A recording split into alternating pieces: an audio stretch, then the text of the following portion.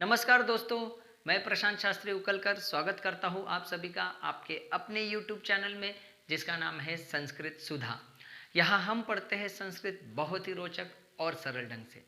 दोस्तों, आज की कक्षा में हम बात करने वाले हैं 10वीं कक्षा की संस्कृत की किताब शेमुषी द्वितीय भाग के 9वें पाठ की अर्थात सूक्तयः की। मैं आपको बता दूं, इसके पहले वाले कुछ वीडियो में हम सूक्तयः इस पाठ की प्रस्तावना और 1 से लेकर 6 तक के श्लोकों की बात कर चुके हैं। जो लोग इस चैनल पर नए हैं और उन्होंने उन वीडियोस को नहीं देखा है, डिस्क्रिप्शन बॉक्स में मैं उन वीडियोस के लिंक दे रहा हूं, आप उन वीडियोस को जरूर देखिए। और आज की कक्षा में हम बात करने वाले हैं श्लोक 7 और 8 की। तो आइए शुरू करते हैं आज का वीडियो।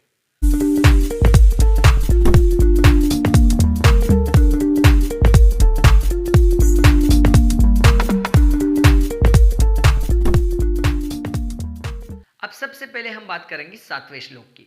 श्लोक को पढ़ने से पहले मैं आपको बता दूं कि इस श्लोक में सुख प्राप्त करने का उपाय बताया है। अर्थात जो व्यक्ति सुखी होना चाहता है, जो व्यक्ति अपने जीवन में सुख और शांति चाहता है, उसे क्या नहीं करना चाहिए, यह बात इस श्लोक में बताई है। तो आइए पढ़ते हैं श्लोक को। श्लोक का गायन इस प्रकार करेंगे।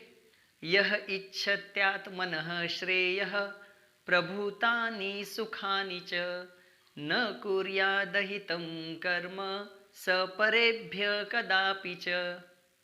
अब एक नजर डालते हैं इस श्लोक में आए हुए संधि शब्दों पर। पहली लाइन में शब्द आया है इच्छत्यात्मनः, उसका संधि विग्रह होगा इच्छति अधिक आत्मनः। फिर नीचे शब्द दिया है कुर्यादहितम, संधि विग्रह होगा कुर्यात अधिक अहितम। यहाँ पर जशत्व संधि है। उसी शब्द में एक और संधि है अहितम कर्म, हलंत म का अनुस्वार हो जाता है। एक और शब्द दिया है कदापि, जिसका संधि विग्रह होगा कदा अधिक अपि। तो ये हुई संधि की बात। अब समझते हैं इस श्लोक को विस्तार से। देखिए, श्लोक में बताया है यह इच्छति आत्मनः श्रेयः। यह शब्द का अर्थ होता है जो, इच्छति अर्थात चाहता है। क्या चाहता है? आत्मनः श्रेयः।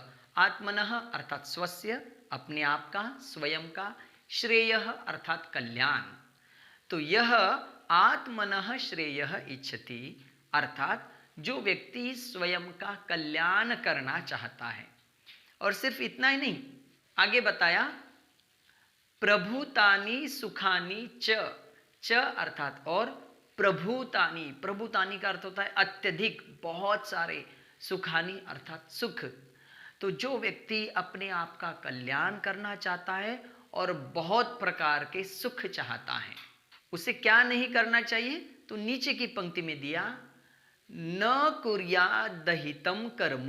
न अर्थात नहीं, कुर्यात अर्थात करना चाहिए। न कुर्यात अर्थात उस व्यक्ति को नहीं करना चाहिए। क्या नहीं करना चाहिए? अहितम कर्म। कर्म अर्थात काम और अहितम अर्थात अकल्याणकारी, बुरा। उस व्यक्ति को बुरा काम नहीं करना चाहिए। किसका बुरा नहीं करना चाहिए? परेभ्य। परेभ्य अर्थात दूसरों के लिए, जो अकल्याणकारी हो, जो हितकर नहीं हो, ऐसा बुरा काम नहीं करना चाहिए। अच्छा, कब नहीं करना चाहिए? शनिवार रविवार को नहीं करना चाहिए, किसी विशेष त्योहार पर नहीं करना चाहिए। तो आगे शब्द दिया कदापि च। कदा अपि अर्थात कभी भी नहीं करना चाहिए। तो पूरा एक साथ अर्थ होगा कि जो व्यक्ति अपना कल्याण चाहता है और बहुत प्रकार के सुख चाहता है, सह अर्थात उस व्यक्ति को परेभ्य अर्थात दूसरों का, अहितम कर्म अर्थात बुरा काम, कदापि न कुर्यात कभी भी नहीं करना चाहिए। तो यहाँ पे कवि ने सुख प्राप्त करने का उपाय बताया। क्या होता है कि समाज में बहुत सारे ऐसे व्यक्ति होते हैं जो दूसरों का बुरा करना चाहते हैं और अपना कल्याण चाहते हैं। सो कहते हैं ना कि दूसरों का बुरा करने से अपना कल्याण कभी नहीं होगा। जो अपना कल्याण चाहता है उसे हमेशा दूसरों का भी कल्याण अर्थात अच्छा ही करना चाहिए। अगर हम दूसरों का बुरा करेंगे तो अपना भी बुरा ही होगा। कहते ना कि अगर किसी के मुंह को काला लगाना है तो पहले अपने ही हाथ काले करने पड़ते हैं और उससे किसी का भला होने वाला नहीं है।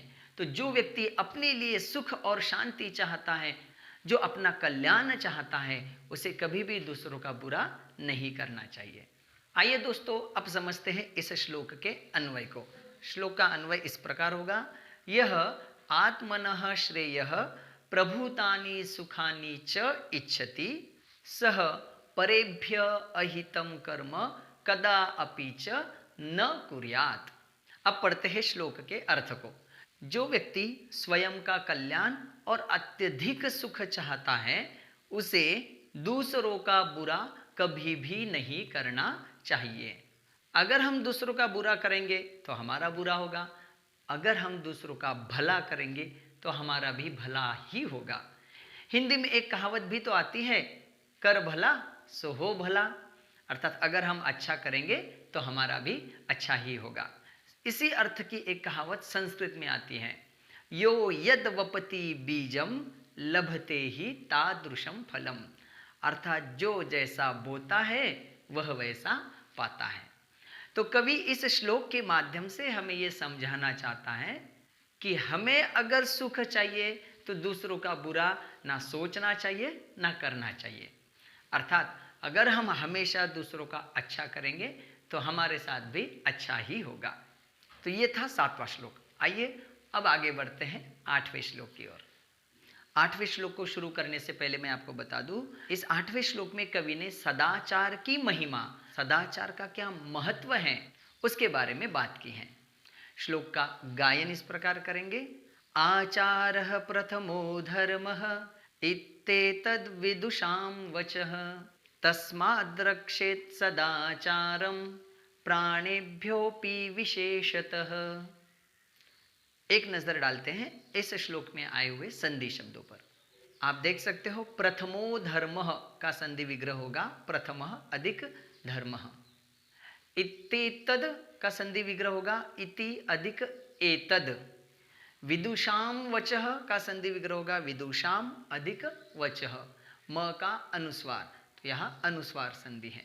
तस्माद् रक्षेत का संधि विग्रह होगा तस्मात् अधिक रक्षेत, जशत्व संधि है। जैसे यहाँ पे त का द हुआ है, उसी प्रकार इत्येतद् विदुषाम, इसमें भी इति अधिक एतत् अधिक विदुषाम, इस प्रकार का संधि विग्रह हो सकता है। प्राणेभ्योपि का संधि विग्रह होगा प्राणेभ्यः अधिक अपि। अब समझते हैं इस श्लोक के अर्थ को। देखिए, श्लोक में कवि कहता है कि आचारः प्रथमः धर्मः। ध्यान रखना, ये संस्कृत भाषा की एक सूक्ति है, एक कहावत के रूप में इसका प्रयोग किया जाता है। आचारः अर्थात आचरण, सद्व्यवहार, अच्छा आचरण, यह प्रथमः धर्मः अस्ति, सबसे पहला धर्म है। धर्म का अर्थ लेना है कर्तव्य, जो महत्वपूर्ण चीज होती है, जो स्वभाव या जो कर्तव्य होता है, उसे धर्म कह सकते हैं।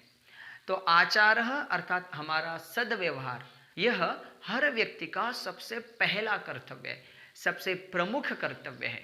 इसीलिए कहा आचारः प्रथमः धर्मः। और ऐसा मैं नहीं कह रहा हूं, या ऐसा कवि अपने मन से नहीं कह रहा है। तो कवि कहते हैं इति एतत् विदुषां वचः अस्ति। इति मतलब इस प्रकार, एतद यह, जो यहाँ बात कही गई है कि आचरण सबसे प्रमुख धर्म होता है, यह विदुषां वचः अस्ति। विदुषां अर्थात विद्वान लोगों का, महान लोगों का कहना है। वचः अर्थात कथन। तो आचरण सबसे प्रमुख धर्म है, यह महान लोगों का कहना है, उनके अनुभव से आई हुई यह बात है। और दूसरे पंक्ति में कवि कहता है कि तस्मात्, इसलिए सदाचारम रक्षेत, हमें सदाचार की रक्षा करनी चाहिए, हमें अच्छे आचरण की रक्षा करनी चाहिए। कैसे? तो प्राणेभ्य अपि विशेषतः, विशेषतः अर्थात खास करके, विशेष प्रयत्न करके, और प्राणेभ्य अपि अर्थात प्राणों से भी बढ़कर हमें अपने आचरण की रक्षा करनी चाहिए। कहते हैं ना कि प्राण जाए पर वचन ना जाए, अर्थात भले ही प्राण चले जाए लेकिन जो वचन, जो वादा हमने किसी से किया है वो व्यर्थ नहीं हो।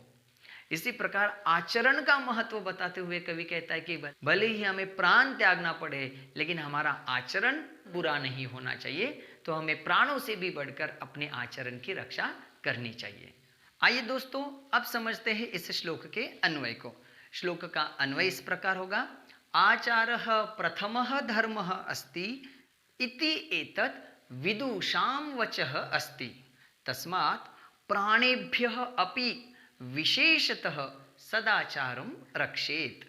हिंदी अर्थ इस प्रकार होगा, आचरण अर्थात सदव्यवहार सबसे प्रमुख धर्म है, ऐसा विद्वानों का कहना है, इसलिए प्राणों से भी बढ़कर विशेष रूप से सदाचार की रक्षा करनी चाहिए।